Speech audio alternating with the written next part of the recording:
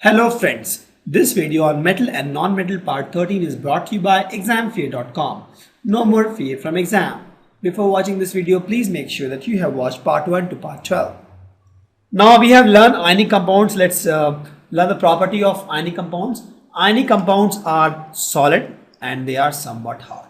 They are solid and hard. Why? Because they have this bond, right? They have this ionic bond, and ionic bonds are very strong.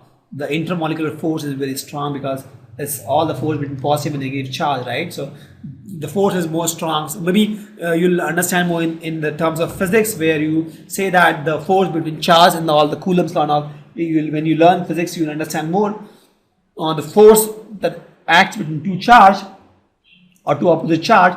That's why the force is very strong and they're solid and generally hard.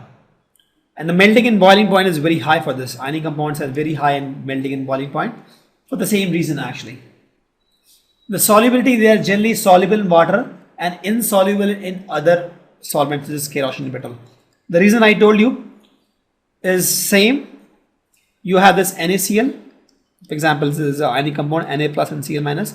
When you put in kerosene, this guy is having no reason to break because kerosene is just a kerosene. It is not charged. It is not having a charged kind of molecule, right? In petrol also it will not dissolve, because if you see petrol is also not polarized. But if you talk about water, we talk about water molecule, this guy is slightly positive, this guy is slightly negative. So the water molecule itself has a positive and negative charge.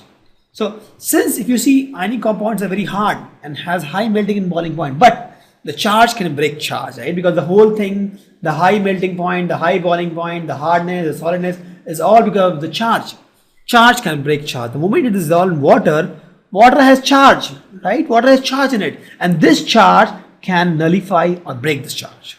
So with this charge, the moment it is dissolved in water, this Na plus wants to go through this oxygen and this chlorine wants to go to hydrogen, and will break because of the charge. So water is a special case where water has this H plus and O minus ion, and these are the, like, this is positive, this is negative, and that's the reason why it dissolves in water but doesn't dissolve in kerosene and petrol, because they don't have this kind of thing, right? They don't have this plus or minus kind of thing in the kerosene and petrol.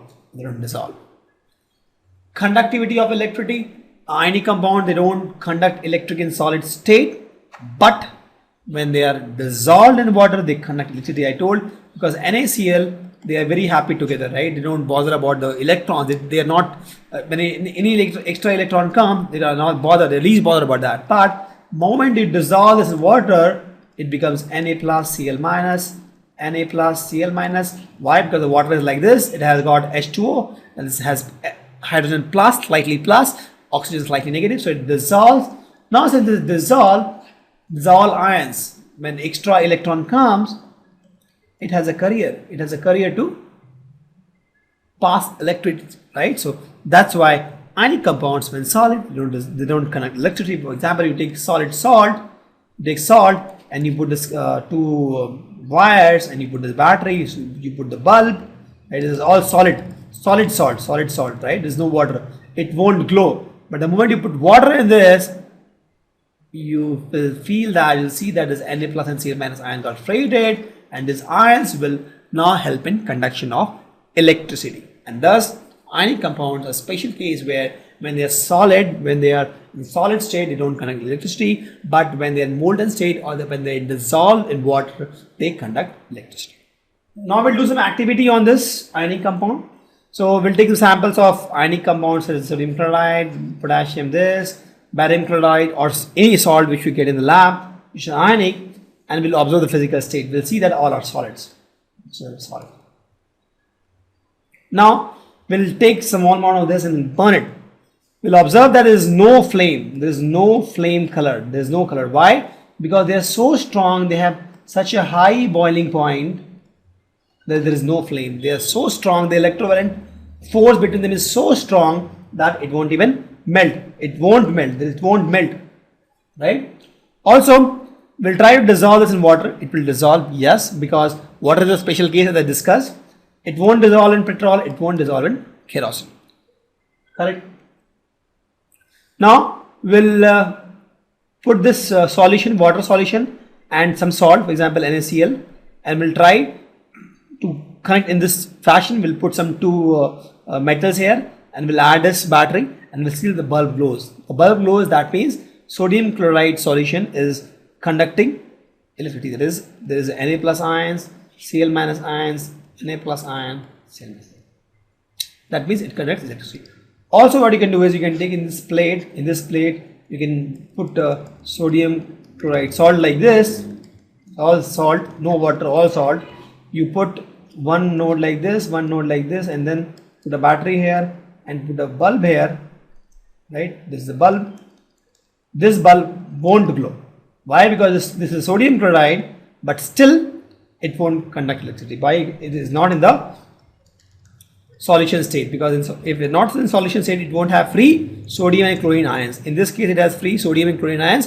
It does dissolve in water. Correct? And in that case, it conducts electricity. In this case, it won't conduct electricity. Again, a question time. Write the electrodot structure for sodium, oxygen, and magnesium. Show the formation of Na2O MgO by transfer electron, and what are the ions present in this compound. So sodium we know is 281. That means sodium has 1 electron. Oxygen is 8, that is 2 and 6. That means oxygen has 6 electrons. Magnesium is 12, that is 282. That is magnesium will have 2 electrons. This part is done. So the formation of Na2O, sodium is ready to give 1 electron, oxygen is ready to take 2 electrons, right? So that means 2 sodium atoms are required to give 1 electron each, and oxygen is ready to take 2 electrons, right? So 1 electron from this sodium, 1 electron from this sodium. So in this case, if you see, sodium got a positive charge and there are 2 sodium, and oxygen got a 2 negative charge because it got 2 electrons. So if you see, this is the formula, Na plus 1, 2, because 1 positive charge on sodium and there are 2 sodium, so it's 2. Oxygen, there are 2 negative charge on oxygen and there is 1 oxygen atom, so this is Na2. Similarly, MgO will say magnesium has 2 extra and oxygen needs 2 extra, so these 2 will go here. So what will happen? Mg will get 2 positive charge and no extra electrons there, and oxygen will have 6 its own and 2 extra from magnesium. It will get 2 negative charge and there is only 1 oxygen atom. This is my MgO and this is my Na2. What are the ions present in this compound? So in this compound, if you see, in this case I have my first case, I have sodium ion and oxygen's ion. In this case I have my Mg plus 2 ion and oxygen minus 2 ion. Correct? So sodium and oxygen and magnesium ions are the ions which are involved in these. Correct? Why do ionic compounds have higher melting points? We know that ionic bonds are very strong bonds, right? Because it's all positive and negative charge bond and they have a very huge force of attraction between positive and negative charge, right? They're very strong and thus the ionic compounds have very high melting points. Thank you. Visit examfear.com to watch free educational videos, try free online tests, get the best quality study materials, study from the best tutors and mentors, and much more. Thanks once again.